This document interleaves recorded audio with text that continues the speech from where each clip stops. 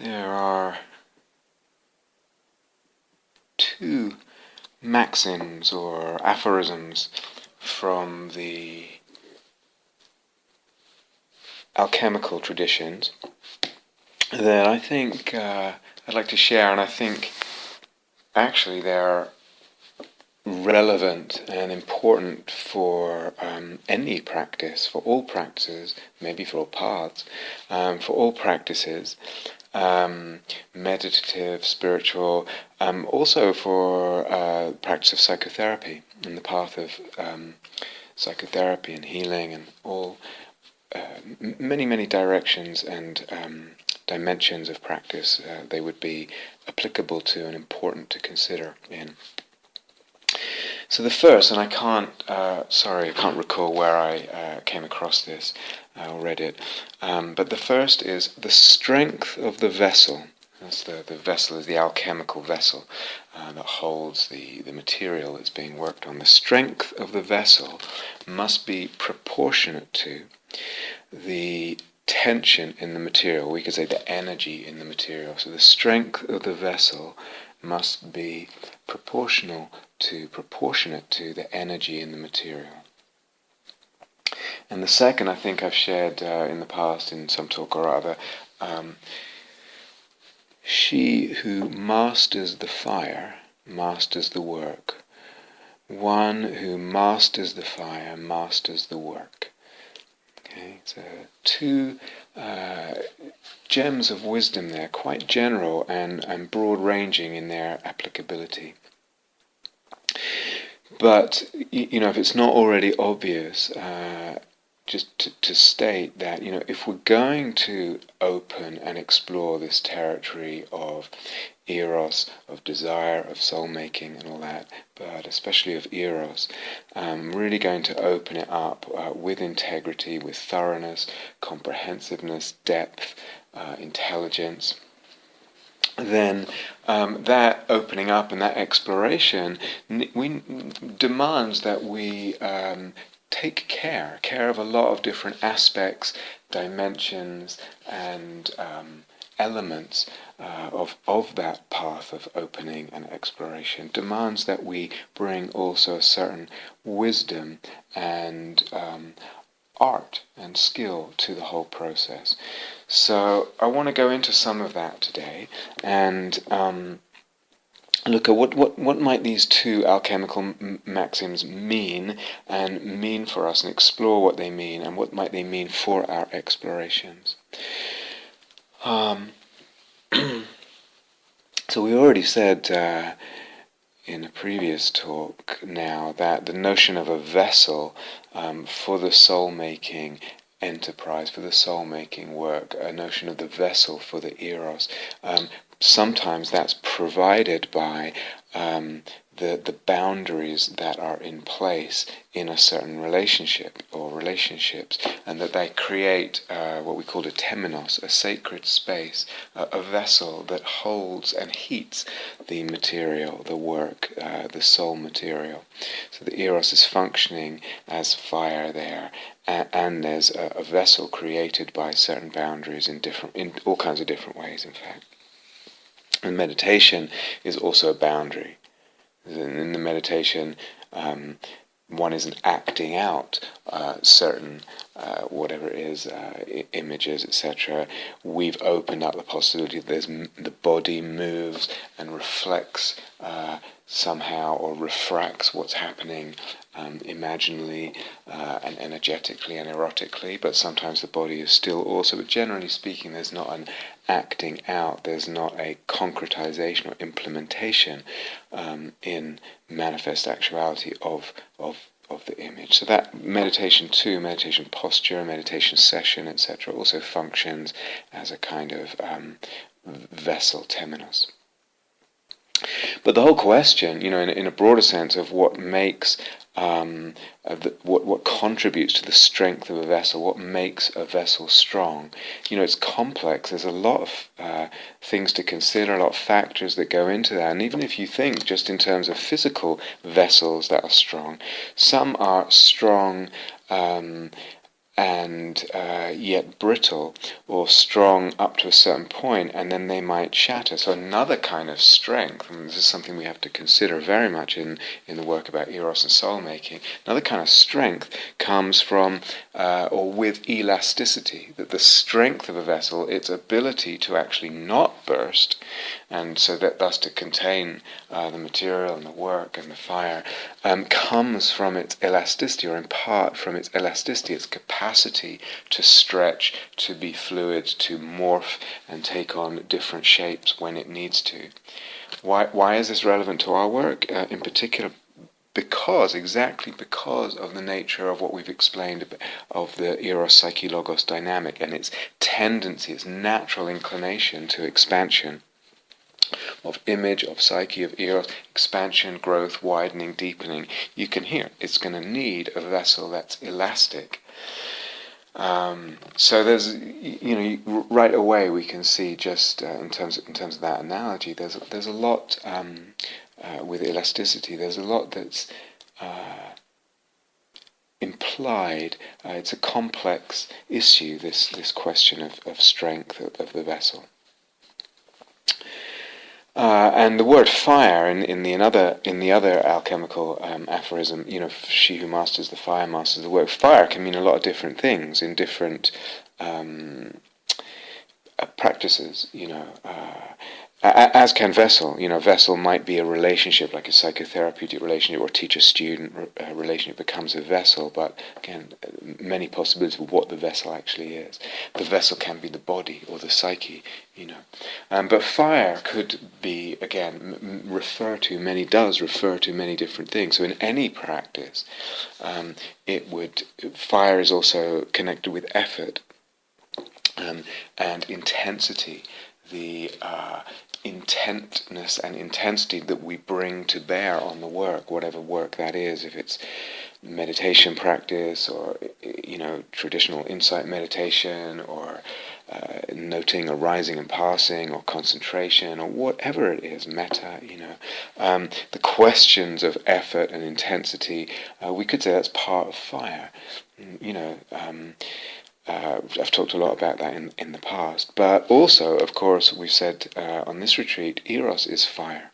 Eros is flame, desire, fire, longing. All this is fire. So that this second alchemical maxim comes very much into this work. But it's not simple. Even the question of mastery. Do we ever, as I suggested in an earlier talk, do we ever really completely master the fire that is given to us and the eros that comes through us, or is it always going to be eventually bigger than us? And even if it is always going to be bigger than us, because of its divinity, because of the Eros Psyche Logos dynamic, because it will keep expanding and opening up other dimensions and meanings and resonances and power, does that mean that we should abandon any attempts at mastery, at developing our ability and our capacity and our skill and our art? It's complex. All this is complex.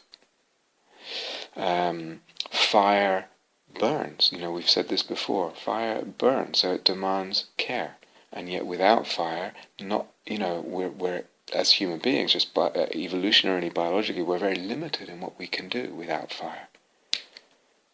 He, she who masters the fire masters the work. And in relation to the vessels analogy, I've talked in the past on certain retreats about this. Teaching from Lurianic Kabbalah, from the Kabbalah of Isaac Luria, about the shattering of the vessels, shevirat, ha-kelim. It's not just saying things are impermanent, it's saying actually organically woven into psychological development, cosmological development, conceptual development of relationship, etc. The vessels that we form, again, whether they're relational, conceptual, intellectual, emotional, energetic, all kinds of things, they're at different points in our could say soul's development or just the movement of the soul. They might need not just to stretch but to shatter. vessel that we've taken care to build up, that provides a temenos, provides a support of a structure, containment, orientation, shatters. Sometimes very unexpectedly, sometimes violently, sometimes it just sort of melts. But this is, I would say, an inevitable part of living life deeply as a human being, also as cultures. That shattering is maybe more or less kind of sudden or violent or whatever. But it's part of what happens if there is Eros. You could say it's part of what happens, of course, when the Eros, ignites that whole Eros Psyche Logos dynamic, because then it expands, and at some point we might have to shatter something because the wall won't budge otherwise. It's not elastic, it won't expand.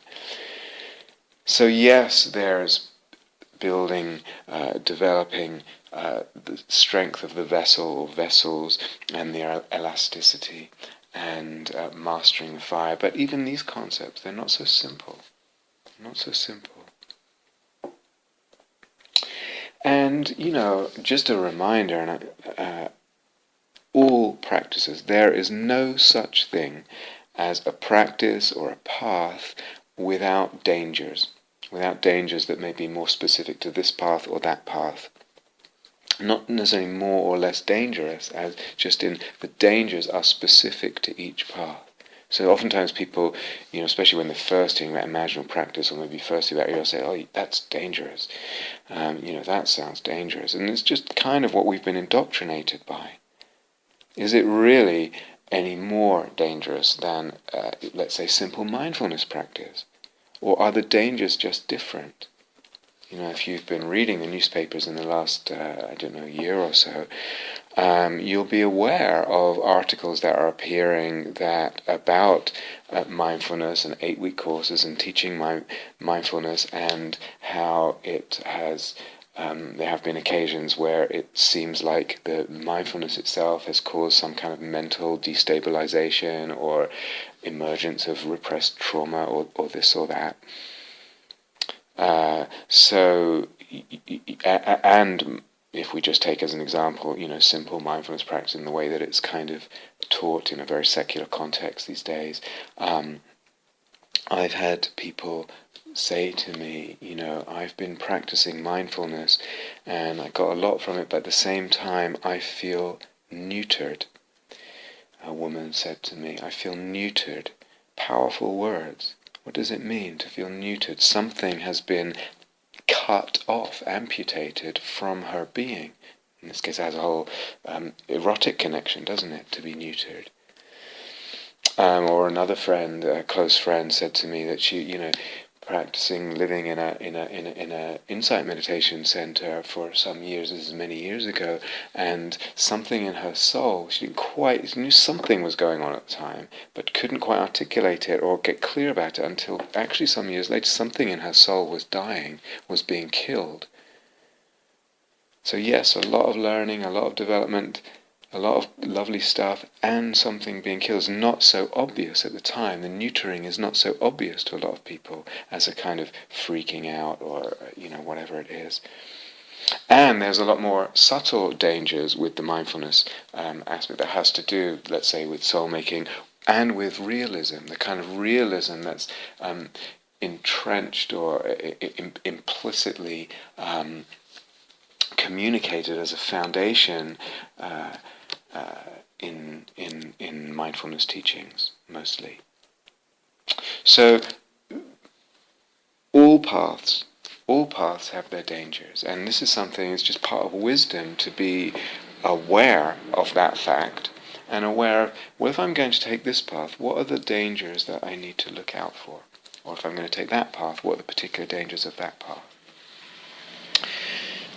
It's, I think, foolish and naive to think there's such a thing as a path without danger, or that the path that I'm on doesn't have dangers, and then point to other paths and say they're dangerous.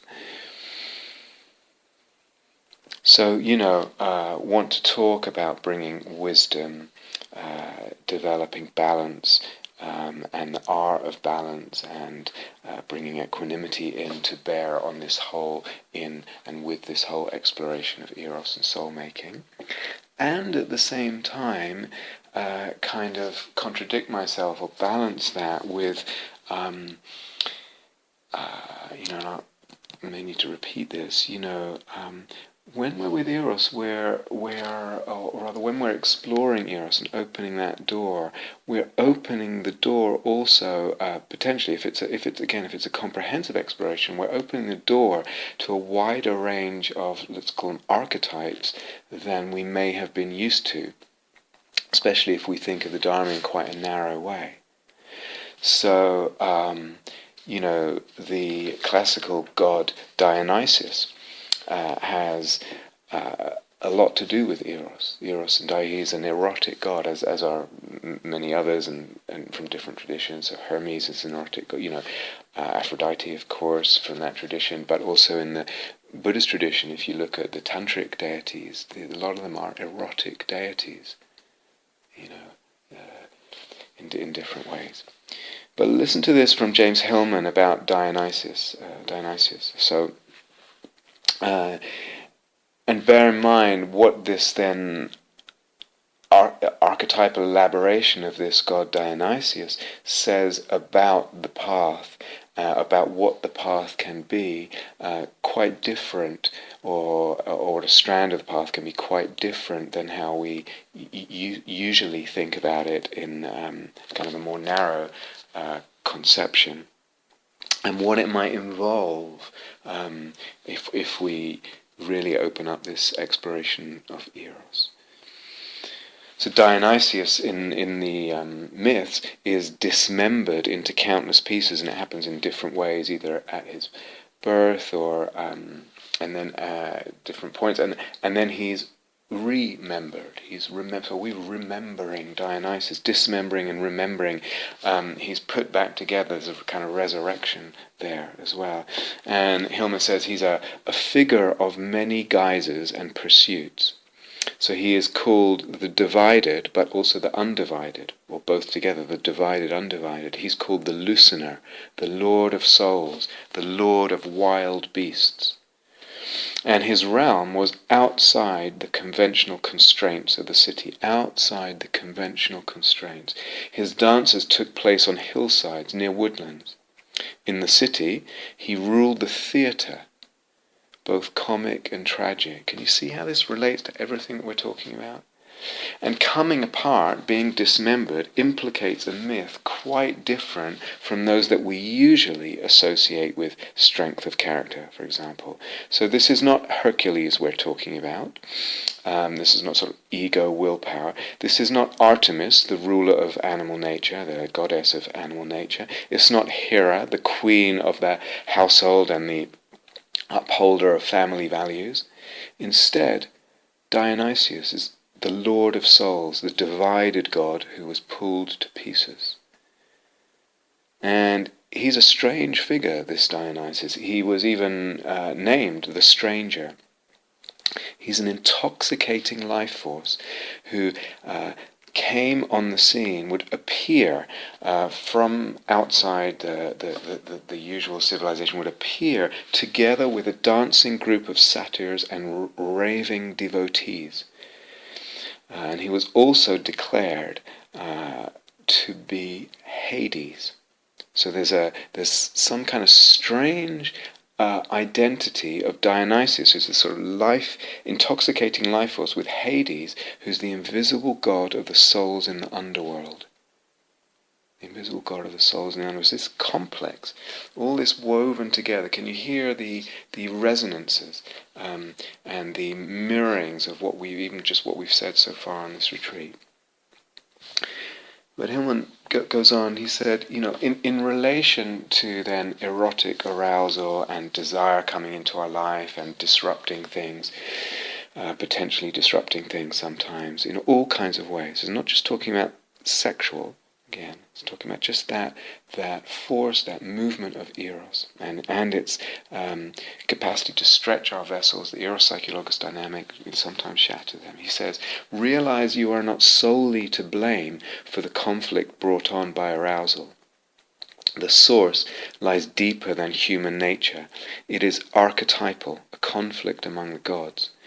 The call of Dionysius tends to upset the normal course of civilization, whose wise overseer, Athena is another classical goddess, did not permit his goat, Dionysus' goat, in her terrain. The goat is this very, kind of disruptive animal, if you like. Dionysus, Lord of Woman, called to both genders and all ages to join his rituals. This is not something just for men or just for women or just for young people or whatever. Women left their household duties to follow him into the hills for release and raving. 2 old-timers with grey hair in Euripides' play The Bacchae go off to dance with Dionysus all night and all day. Now, how do you hear that? How are you hearing that? Is there already for you a certain identity construct? Perhaps you're already quite identified with that kind of archetypal figure of Dionysus and that kind of actualization of behavior. Or perhaps you're identified with the opposite, this sort of picture of calm and cool equanimity and stillness. Where is your tendency of identification, clinging, attachment? And do you hear this in terms of a necessity of concretization? Oh, I better go find the nearest rave or whatever and dance all night long. Or if something needs manifestation, we've talked about this before in terms of imaginal practice, is it just a very obvious translation, a very narrow, it means actually dancing. Is that what this means? This does raving and dancing in the hills with raving devotees, does that mean actually dancing? It might. It might be concretized that way, but not necessarily. And the question is, does it, and how? And how does it move, and what does it call for? We've been through this before on previous retreats. But is my interpretation of this mythological figure, this archetypal figure and divinity, am I putting it into too narrow a box in my interpretation, my translation? What's my tendency here, anyway, in relation to all this? So we're interested in opening up this territory, opening up a myth. A myth should open, and these teachings should open rather than just justify what we already kind of believe and are entrenched in. I mean, partly these teachings are to kind of legitimize and realize a place for something we might have been judging ourselves, or actually see that in a different light. But not only to justify, to open as well. So, let's go into this a little bit. What might be involved in creating, good vessels, right vessels, if we can use that word, right vessels, and supporting, let's call it mastery, but that really means the ability, with all this, a facility, an art, the capacity and skill of navigation and discernment with all this. What might be involved in creating and forging right vessels and developing mastery? So those two are not actually separate, just to make that clear from the start. The navigation, the capacity and skill in responding to what's actually happening in one's practice, in one's life, with Eros, with the imaginal, with soul-making, in real time, in the moment. Our abilities to bring different factors to bear and all that. This navigation, this richness and complexity of responding, and the skill and art and ability in all kinds of different ways, that actually creates the vessel in the moment. Yeah, so it's not like you have the pre-packaged vessel and then you add a bit of mastery. That actually is making a vessel in, as I said, in real time, in the moment, as things are moving and developing. So they're not really separate, but let's think about all this. Let's go into this, unfold it a little bit, unpack it. Right vessel. So what might that mean? You may be aware of this, but in vajrayana teachings, in tantric practice, at least in Buddhism, in Tibetan Buddhism, and other Buddhist traditions, they are almost always only presented, or I think almost always, they should be almost always only presented after certain preliminary practices which are regarded as necessary. So there's a whole range of preliminaries, and I wonder if we can think too about that, like what might be a preliminary for me, what needs to be in place, what do I need to take care of and establish if I'm going to do this kind of practice, exploring Eros, etc. So in the vajrayana, the preliminaries would include ethics. Actually, I don't know that tradition from the inside, so to speak. So I'm just kind of getting this from the outside. So I'm hoping and assuming this is the case. It includes ethics, a grounding and establishment in ethics is something we'll come back to. Includes ethics, includes other practices. So, for example, the development of some samadhi is, probably a preliminary or prerequisite to doing vajrayana practices, tantric practices. It should be, this I know is actually not the case, unfortunately, but tantric practice, vajrayana practice is predicated, is based on an understanding of emptiness and some facility with emptiness practice. We'll return to this. I've said it before. We'll return to this. So, I would state all this for our path as well. But tantric practice also, if you talk to someone, if you read, you get the sense that it's also very much based on faith. There's some kind of faith operating here, and which may not be a so-called naive realist faith, as sometimes it gets portrayed as, or dismissed, or labeled as. If there's an understanding of emptiness, Tara is empty. Whoever it is, this tantric deity is empty. Oftentimes people don't understand this and they're still practicing tantra, or they think they understand it, etc. But technically, somehow the faith that's involved is also imbued with an understanding of emptiness. But faith is another of the preliminaries.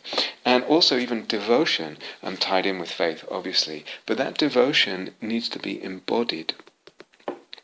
So you see again in the Vajrayana practice how either mantra recitation or the prostrations. Think of people doing, hundreds of thousands of prostrations. How much work and time and commitment and effort is involved in that. There's an embodiment of devotion there. Yes, literally an embodiment of devotion. So all these form the preliminaries, as does a conceptual framework. Or other. Some conceptual framework is provided for understanding the imaginal practice, etc. Tantric practice. And also, and again, sometimes it's not so obvious from the outside, but Sangha is implied as well. So there's the support of other people who are exploring this together, teachers and co-adventurers, etc., that one can talk to, one can just feel nourished by, one can be in the presence of, and that kind of support that functions there. So all these ethics, other practices, samadhi, emptiness, faith, devotion that's embodied, conceptual framework, sangha, this is all part of the preliminaries that are deemed necessary in Tantra and Vajrayana practice.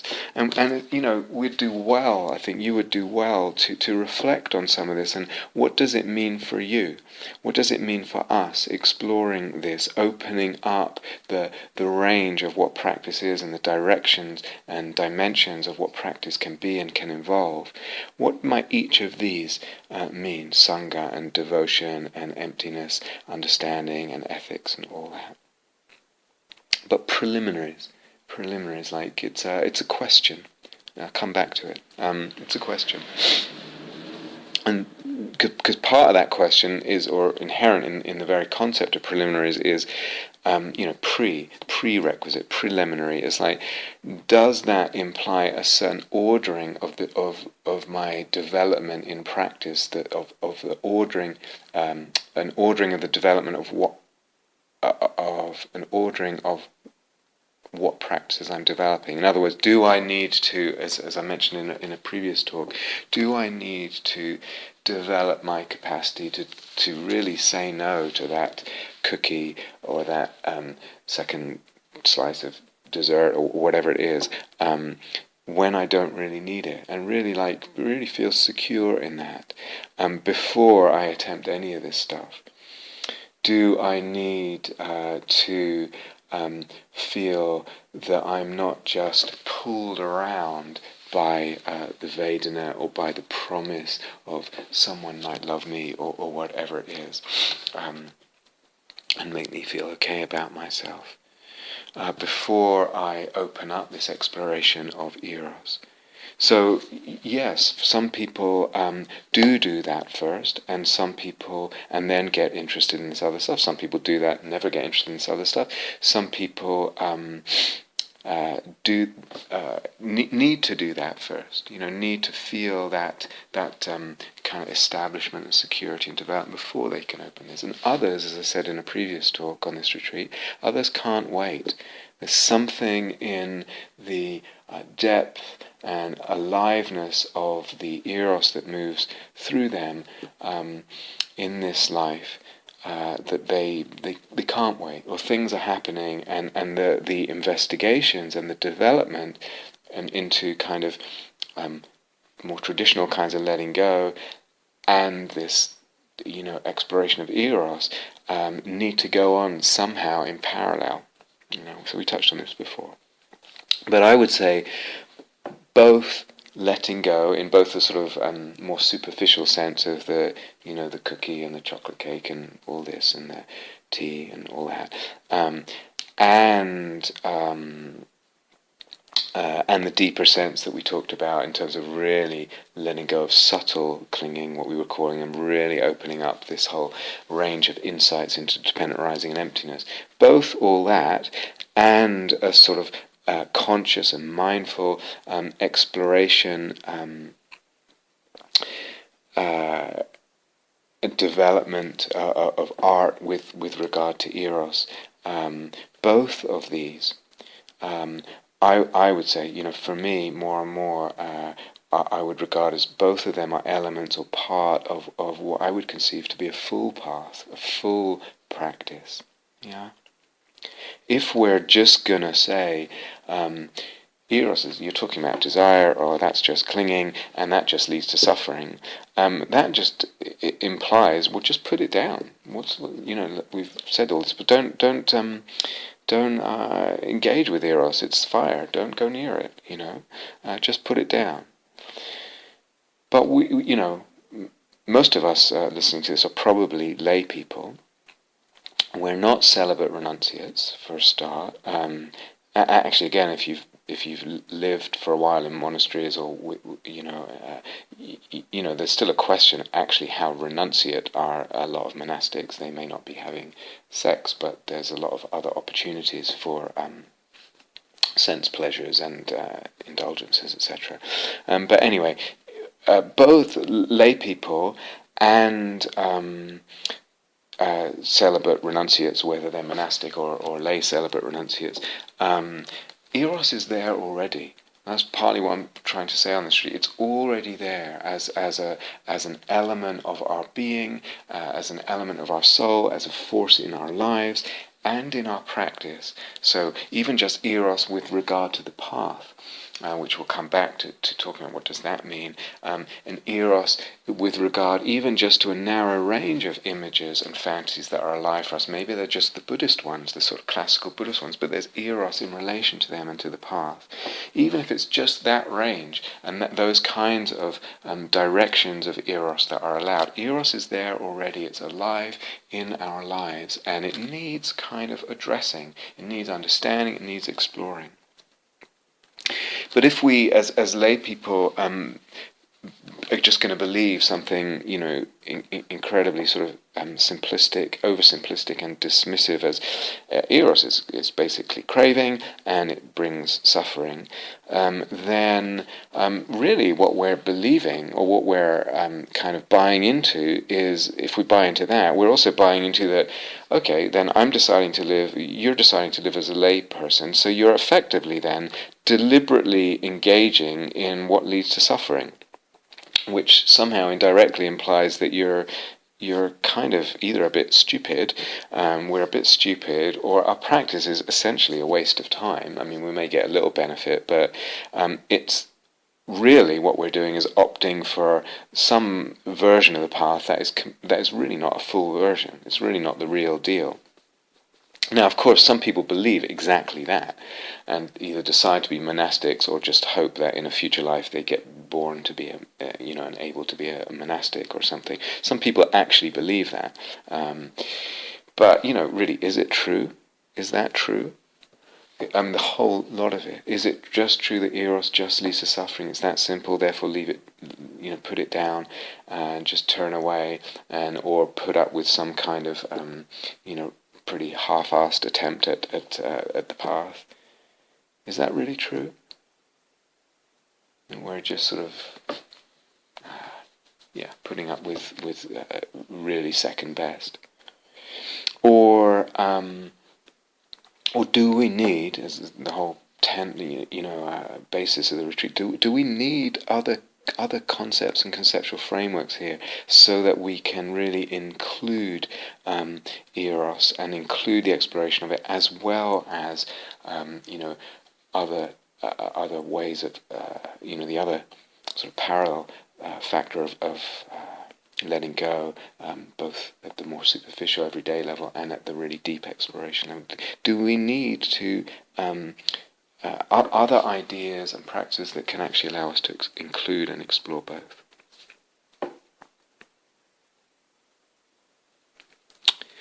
So there's this whole question about ordering and all that. But I would say, an exploration of Eros, in the wide sense. Again, I've said this before, but just to say again. So, if we talk going back to those first two alchemical maxims and say Eros is fire and the vessel needs to be strong so that it can, strong so it doesn't burst and all this kind of stuff, or melt or whatever, it can sound like, wow, this is something really intense and it's dangerous that we're doing.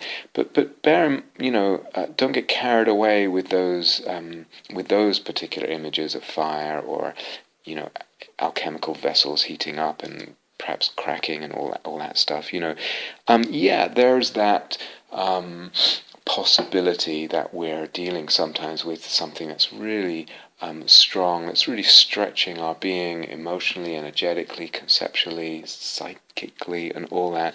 But also a lot of Eros, a lot of the experience of Eros is really something quite subtle.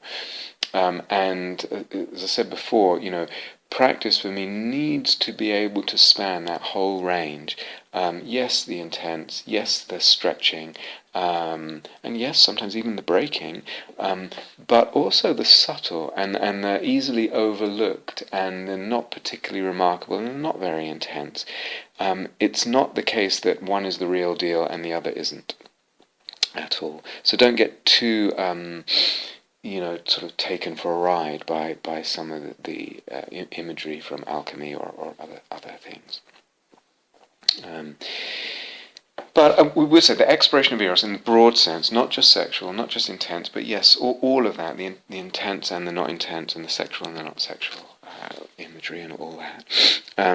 It needs, one thing it needs is, touching on what we've already mentioned, is, I would say, a heartfelt, integrated, embodied rootedness and commitment to ethics.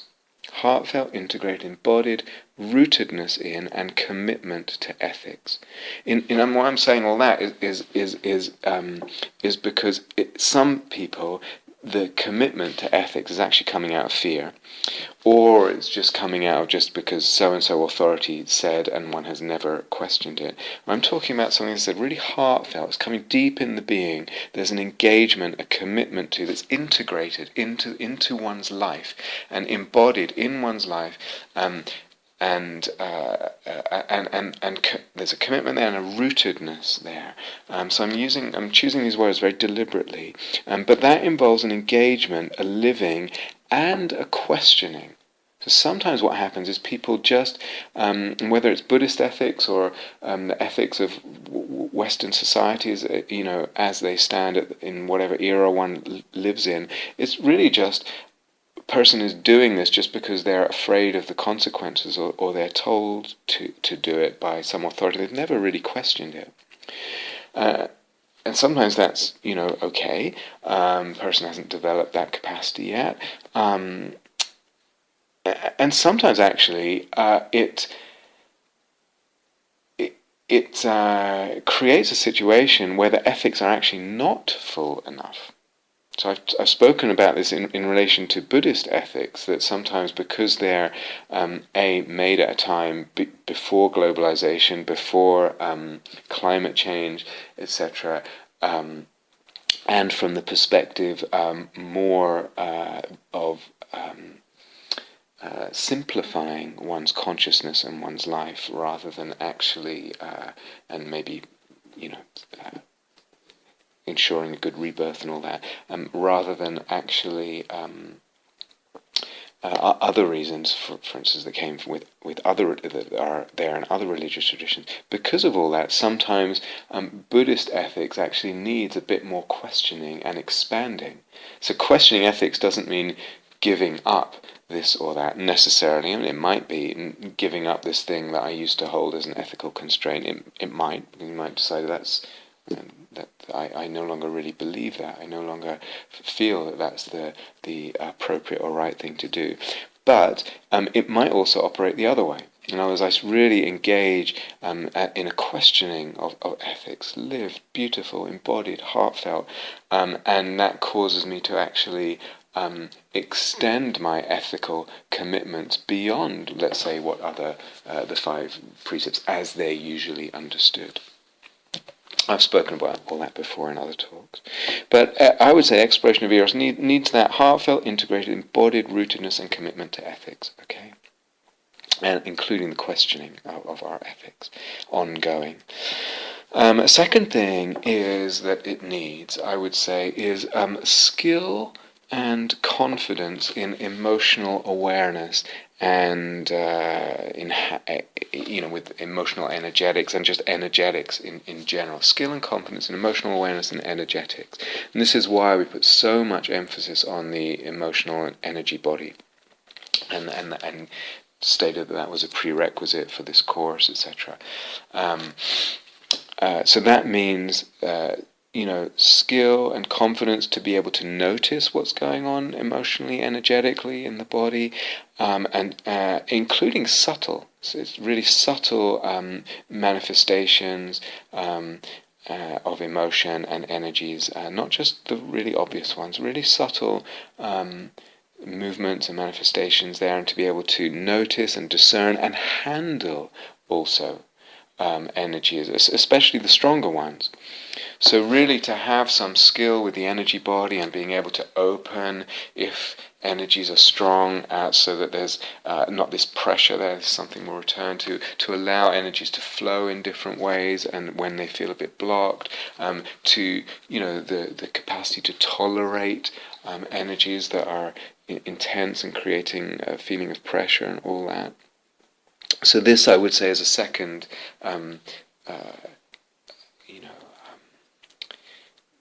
demand, if you like, or necessity for the exploration of Eros in practice. And the third is some degree of what we could call trust or faith or even wisdom, actually, a little trust. And as I mentioned before, this might even become as a kind of experiment. In other words, just experimenting with an attitude of trust temporarily in regard to Eros, in regard to this sexual image or whatever it is. What gives us even the trust to be able to experiment temporarily? Well, hopefully that's an attitude in our practice anyway, as I would teach it. That's very much, a key ingredient. Experimentation, playfulness, with mindfulness, discerning what happens when I do this, what happens when I conceive this way, what happens when I look this way. But knowing, developing a first-hand knowledge that the conceptual framework that I entertain in any moment, and the way of looking shapes and conditions the experiences that then unfold. Simple, deep understanding of dependent arising. That can be taken deeper and deeper, as we said. But knowing that allows me to experiment even with just a little bit of trusting, for example, this idea that Eros or desire at root is a treasure. There's something to be treasured there. Despite the, its obvious connection with suffering and dukkha, something wrapped up in Eros and desire is a treasure. Trusting maybe that may express a deeper intelligence of soul. So it's like searching for jewels or searching for gold. You have to clean off the dross and mine a little bit and find something. Find the gem there, right in the middle of the Eros or the desire. Brush off the other stuff. Again, a limited analogy. But again, trusting perhaps a little bit that there's some kind of telos operating here. That something through desire, through Eros, is pulling us towards an end that is, if you like, constellated by the soul's intelligence or wisdom. Or the wisdom of the Buddha nature or whatever. That trust, a little bit of trust, experimenting with that Eros may itself be holy or divine in origin, though it's easily distorted or in different ways. So those kinds of trust, which for some may sound really far out already, but they may well emerge just from what we're calling the phenomenological approach, with an open-minded inquiry into our experience, into imaginal practice, and into soul-making, and into Eros. But these things, just we've mentioned so far, the rootedness in ethics in an integrated way, the skill and confidence in emotional awareness and energetics, and the certain amount of trust and wisdom in regard to Eros. We could call this a kind of a skill set. I'm going to mention more, but we could call that a skill set, and that skill set, or that language of skill set, implies that these are developable things. That relationship with ethics is developable. That skill with the emotions and the energies is developable. Even that trust is developable. So I use the language of skill set to imply partly that these are developable things, factors, elements.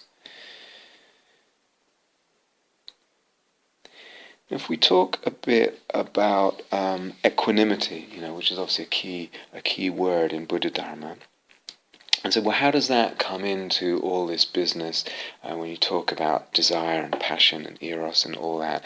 Equanimity, and we may wonder, well, what about the equanimity? Or I have a lot of Eros and I keep getting falling over or getting floored by my desire or whatever. So equanimity, what does that mean? How does it come in relation to this path?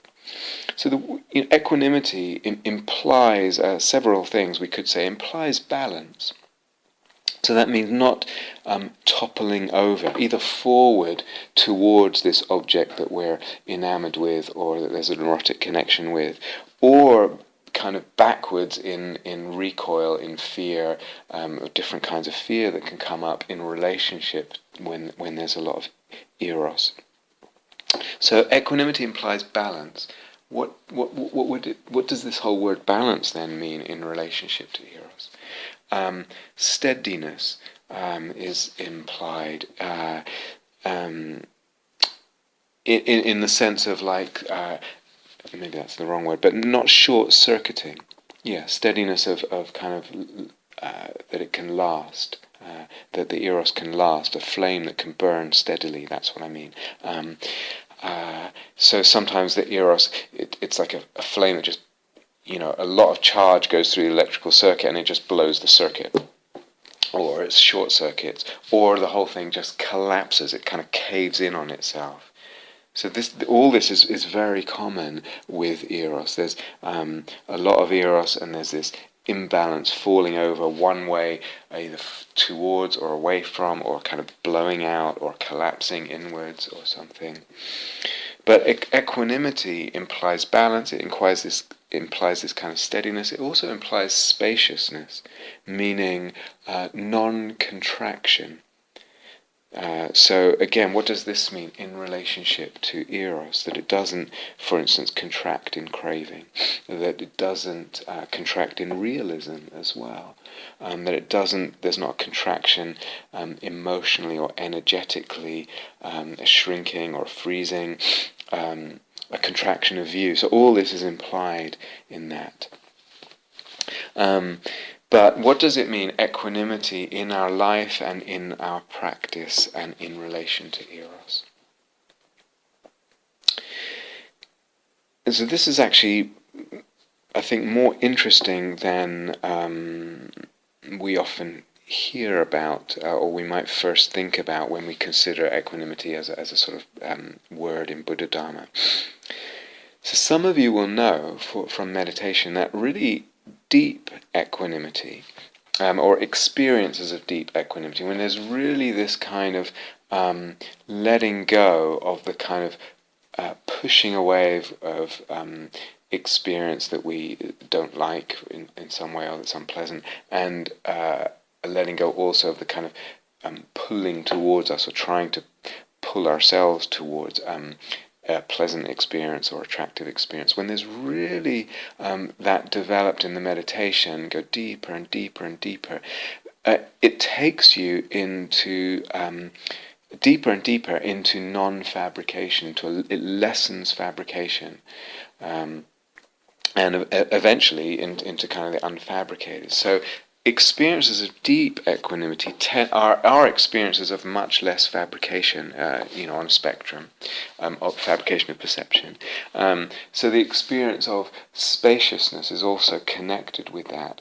Deep equanimity often is an experience of deep spaciousness, deep unfabricating, sometimes blackness. So blackness and equanimity, we touched on this in the last retreat.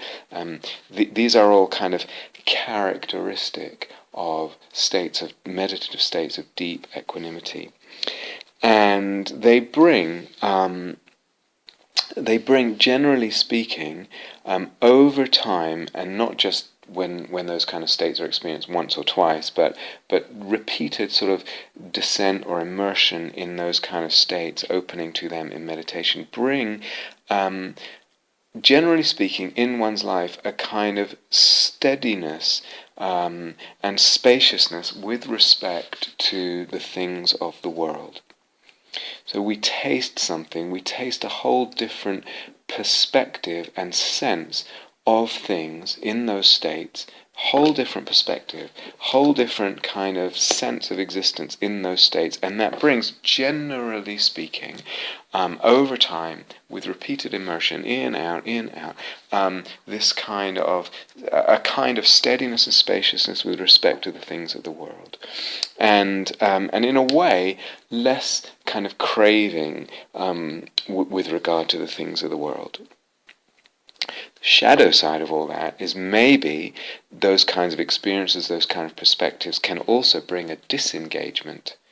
So that's interesting. Why does it sometimes bring a kind of disengagement, even sometimes a kind of anemia, but more like a political or environmental disengagement, non-engagement? What does it depend on? Whether it brings a disengagement or actually there can be all the fruits of that deep equanimity and still an engagement. Passionate engagement. Partly, I've talked about this before, so I'm not going to labour it now, but partly it depends on the fantasies and on the conceptual frameworks that are operating there in relationship to what the path involves and what awakening looks like. Fantasies are always there, concepts are always there, dependent on what they are, shapes the ethics, if we tie it into what we said before, and shapes the engagement as well, and the degree of engagement and the fullness and what it looks like. But shadow aside, potentially those kind of experiences, again, sometimes just one-off will do something radical in one's life, but more generally it's dipping in and out, getting really used to those perspectives and those openings. Potentially then, because of the spaciousness and the steadiness, it's almost like something in the being has the spaciousness and the steadiness and then a kind of confidence that it can then allow desire, eros, in regard to certain things in life, because that steadiness, that spaciousness, that perspective is absorbed. So Catherine held up this beautiful picture in the last retreat, or was it a cloth? I can't remember. With the black, the pitch black sort of background, and then within that a flame in the middle of it. So the flame of eros is supported, is contextualized, is allowed and given strength by the blackness, the deep equanimity, the space around it that we can open to. And so that deep blackness is often characteristic of states of deep unfabrication.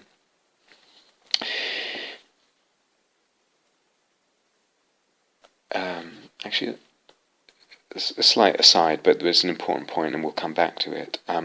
The desire for the unfabricated, the desire for the absolute, if some people call it, the desire for the transcendent, even the desire for onenesses, knowing different onenesses at different kind of stages of less fabrication in meditation.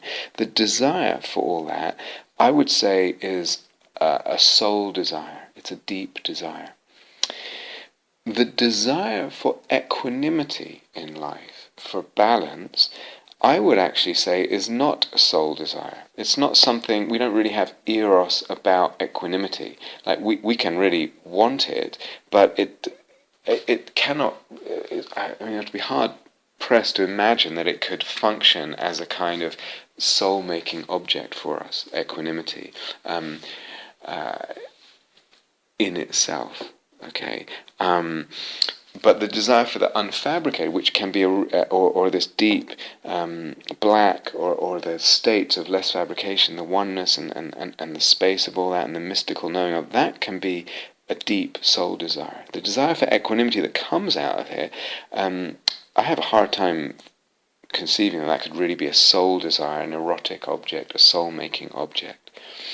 It's more a kind of, if you like, a medical aspiration, in the sense that it's really helpful in our life to have equanimity, to have some coolness, to have some perspective. It's soothing, it's freeing, it's healing in certain ways. So it's important, it's definitely important, heavens, it's really important. And it's important in relation to Eros because it can, over time, enable this kind of balance with Eros. But that in itself, it's not really an erotic object or a soul-making object, unlike the desire for the unfabricated and the unfabricated itself, or knowing different kinds of oneness, etc. But this, while we're on this subject,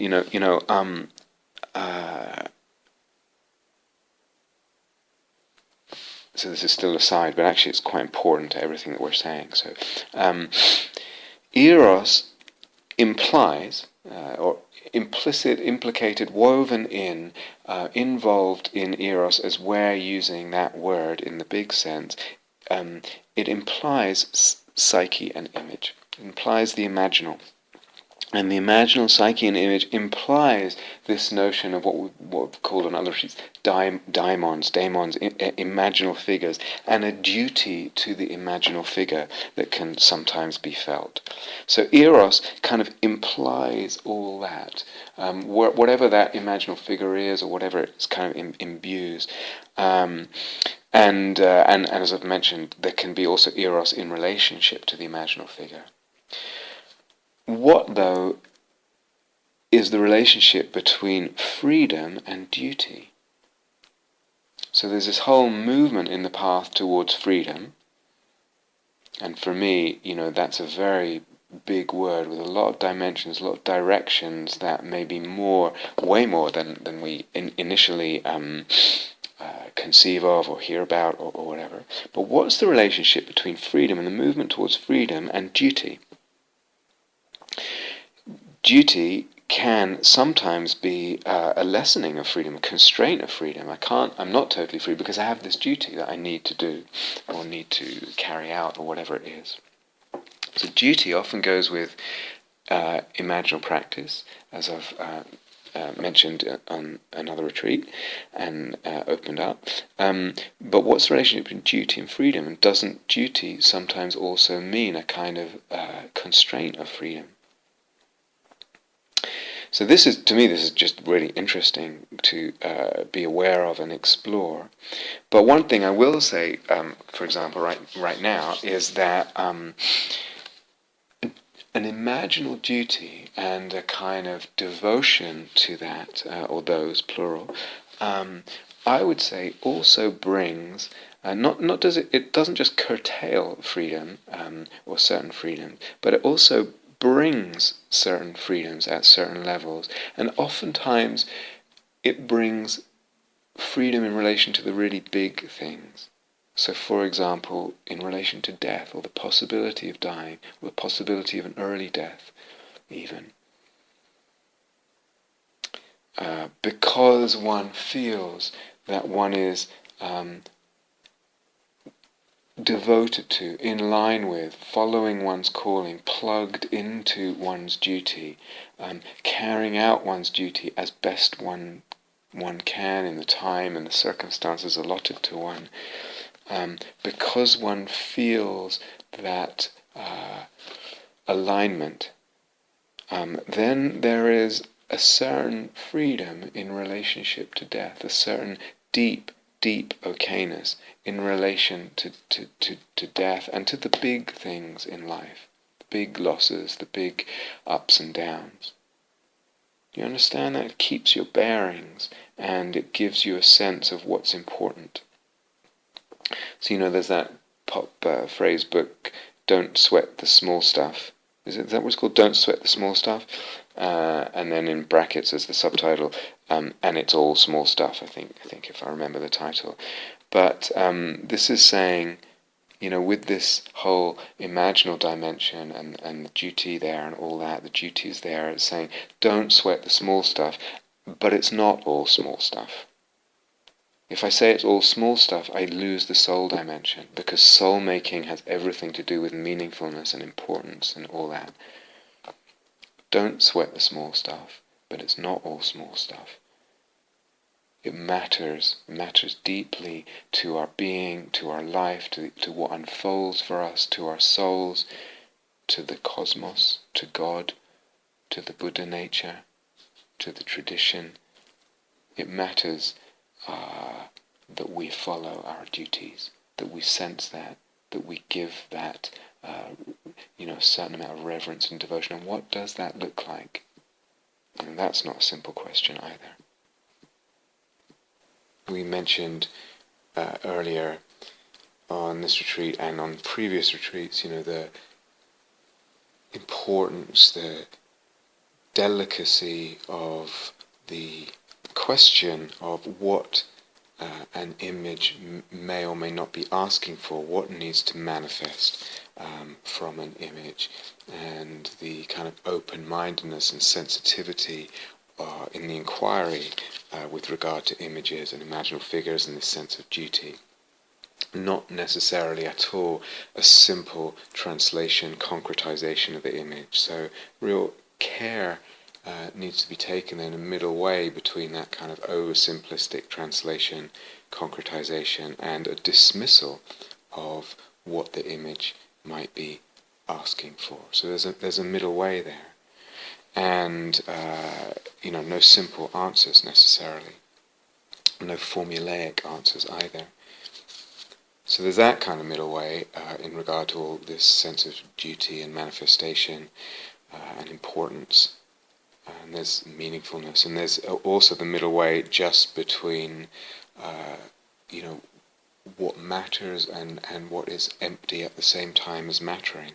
Seeing image as image, understanding it in relating to it in a way that allows it its potency and power for the soul, at the same time as not reifying and identifying. So, in some ways it's asking a lot, in other ways it's just kind of natural to imaginal practice, and it may not require a lot of training to do that. People just understand it, intuit it directly in the context of imaginal practice.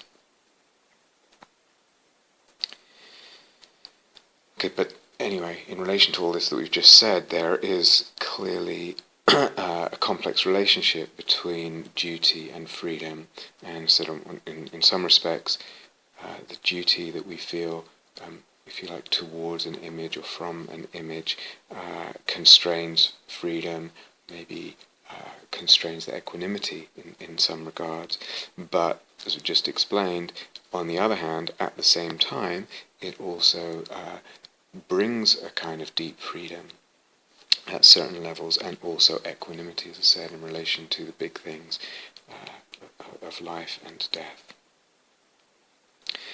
Okay, so let's pause there, as we go down our list, and pick up this list in the next part in terms of the qualities, the factors that are important and necessary in mastering the fire, as we said, and shaping the vessel for these practices.